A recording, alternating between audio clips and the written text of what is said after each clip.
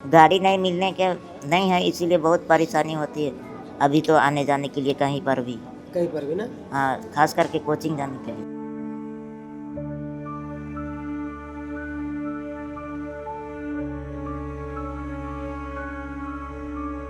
आकाश के अंदर कितनी हिम्मत है।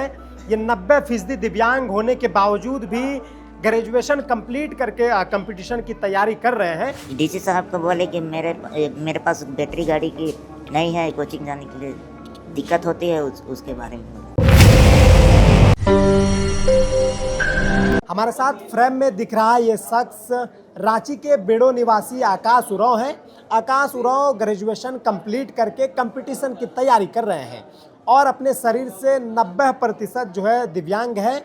आकाश उरांव चल नहीं सकते हैं और सीधा बैठ भी नहीं सकते हैं और ना ही सीधा खड़ा हो सकते हैं। आप समझिए कि 100% में 10% जो है कमी है और आप कहें अगर ऐसे देखें तो 90% जो है ये अपने शरीर से दिव्यांग है। चलने में असमर्थ है, सीधा बैठने में असमर्थ है। और आज जो है रांची के उपायुक्त कार्यालय के जनता दरबार में आकाश उरांव अपनी समस्याओं को लेकर पहुंचे थे। इनकी क्या समस्या है और कंपटीशन की तैयारी कर रहे हैं तो किन किन कठिनाइयों का सामना करना पड़ रहा है। हमारे साथ आकाश है जो बेड़ो के निवासी है। हम खुद आकाश से बात करेंगे। आकाश जी, आप ये बताएं कि आप किस गांव के रहने वाले हैं। बेड़ो प्रखंड के टेरो गांव से हैं। बेड़ो प्रखंड के टेरो गांव से। जी। अच्छा, आप ग्रेजुएशन कंप्लीट कर चुके हैं। हाँ, ग्रेजुएशन कंप्लीट है, हिंदी ऑनर से। आगे क्या पढ़ाई कर रहे हैं। कंपटीशन रेलवे का, मतलब एनटीपीसी की तैयारी कर रहे हैं, मतलब कंपटीशन में रेलवे की तैयारी आप कर रहे हैं। आप कितने 90% आप दिव्यांग है शरीर से, तो कैसे मतलब पढ़ाई होती है, कैसे आप जाते हैं, संस्थान कैसे जाते हैं जहाँ आपका कोचिंग होता होगा, क्लास होता होगा, कैसे दूरी तय करते हैं।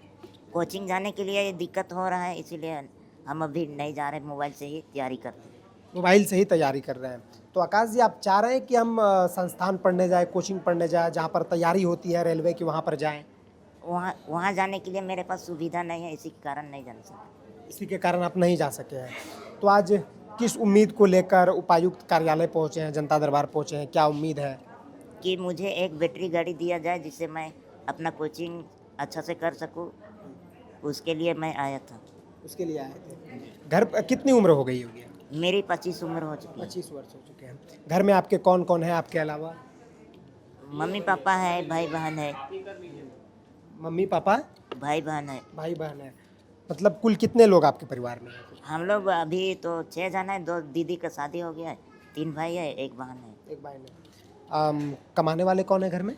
कमाने वाले सब दोनों भाई बाहर रहते हैं, दोनों भाई बहन मजदूरी करते हैं। मजदूरी करके कमाते हैं। आपकी पढ़ाई कैसे होती है। मेरी पढ़ाई अपनी खर्ची से हो।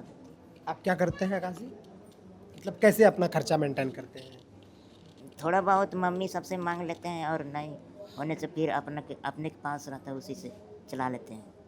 मतलब कि आप 90% दिव्यांग होने के बाद भी आप पढ़ना चाहते हैं, अपने मेहनत के बदौलत नौकरी लेना चाहते हैं। जी। तो क्या उम्मीद है कि जिस तरीके से आपने ग्रेजुएशन कंप्लीट किया, अब आप कंपटीशन की तैयारी कर रहे हैं, उसमें से भी रेलवे की तैयारी कर रहे हैं, तो आपको क्या लगता है कि आपकी मेहनत, आपका शरीर साथ दे पाएगा आपके सफलता तक। सफलता हो जाएगी। मतलब आप चाहते हैं कि हम किसी तरह सफल हो जाए तो उनके बाद फिर कोई दिक्कत नहीं।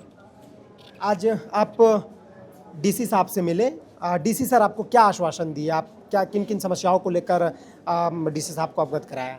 डीसी साहब को बोले कि मेरे पास बैटरी गाड़ी की नहीं है, कोचिंग जाने के लिए दिक्कत होती है, उसके बारे में बोले। मतलब तो डीसी साहब क्या बोले। डीसी साहब बोले कि थोड़ा वेट करो, दे देंगे, गाड़ी मिल जाएगा। मिल जाए। तो जब आकाश आपको गाड़ी मिल जाएगी तो आपको कितनी सहूलियत होगी, कितनी आसानी होगी, कितनी सुविधा होगी अलग अलग जगहों पर जाने में, और जब अब गाड़ी नहीं है तब कितनी परेशानी होती है, और गाड़ी मिलने के बाद क्या सुविधाएं होंगी।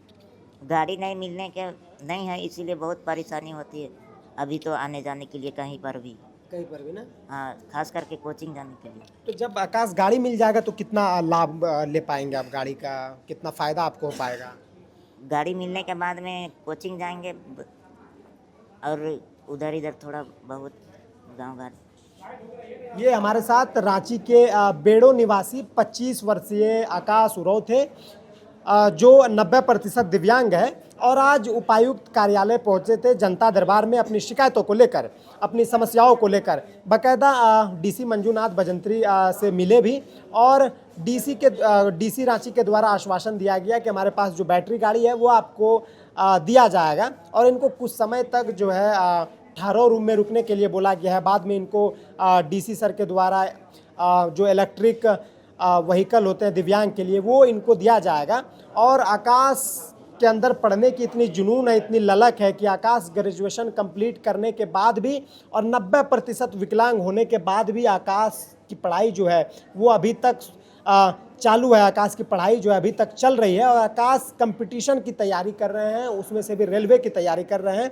और आकाश इस उम्मीद से तैयारी कर रहे हैं कि अगर रेलवे में इनकी नौकरी हो जाती है तो ये फिर खुद खाने कमाने के लायक हो जाएंगे। हालांकि शरीर से दिव्यांग है, लेकिन बहुत सारे लोग बहाने बनाते हैं पढ़ाई को लेकर कि हमारे पास साधन नहीं है, संसाधन नहीं है, मोबाइल नहीं है तो कैसे पढ़ाई होगी, हम कोचिंग नहीं जा पाते, पैसा नहीं है। लेकिन आप समझिए कि इनके पास सारा चीज़ होते हुए भी, पैसा होते हुए भी, बस इनकी एक तकलीफ़ क्या है, इनकी दिक्कत ये है कि ये 90% दिव्यांग है, खुद चल नहीं पाते हैं, जिनके वजह से ये किसी कोचिंग संस्थान में पढ़ाई नहीं कर पा रहे हैं, कोचिंग संस्थान नहीं जा पा रहे हैं, जिनकी वजह से इनकी तैयारियां में बाधा आ रही है। और इन बाधाओं को दूर करने के लिए आज आकाश उरांव अपने परिजन के साथ डीसी कार्यालय पहुंचे थे और डीसी कार्यालय से डीसी साहब के द्वारा ये आश्वासन दिया गया है कि इनको एक इलेक्ट्रिक व्हीकल जो दिव्यांग के लिए होती है वो मुहैया कराया जाएगा। फिलहाल हमारे साथ आकाश की माँ है, क्या नाम हुआ आपका? सुमी उराइल। डीसी साहब से मिले? सुमी उराइल। डीसी साहब से मिले? हम साहब से मिले, अंदर में साहब से का कहेला साहब से मिलने बोला के उकर से मिलले का होला? हाँ नहीं मिलले। तो वही जगह बगल में थी माँ। अच्छा, मम्मी मतलब उतना समझ नहीं पाती है। नहीं, माँ थोड़ी सी नहीं समझ आता है, माँ पीछे तरफ बैठी हुई थी। अच्छा, माँ पीछे तरफ बैठी हुई है। हाँ बगल में बैठी। मम्मी मतलब गांव की भाषा में ज़्यादा बात करती है। हाँ गांव की भाषा में ही बात करती है, नागपुरी भाषा में, अपना क्षेत्रीय भाषा में। तो अब उम्मीद की किरण जग रही है आकाश की आगे की पढ़ाई आपकी चालू रहेगी? जी, जैसे गाड़ी मिल जाएगी फिर चालू कर देंगे। गाड़ी मिल जाएगी चालू कर देंगे। हाँ, कोचिंग आना जाना कर लेंगे। अभी कोचिंग आने जाने के लिए बहुत दिक्कत हो रही है। तो आप समझिए कि आकाश के अंदर कितनी हिम्मत है।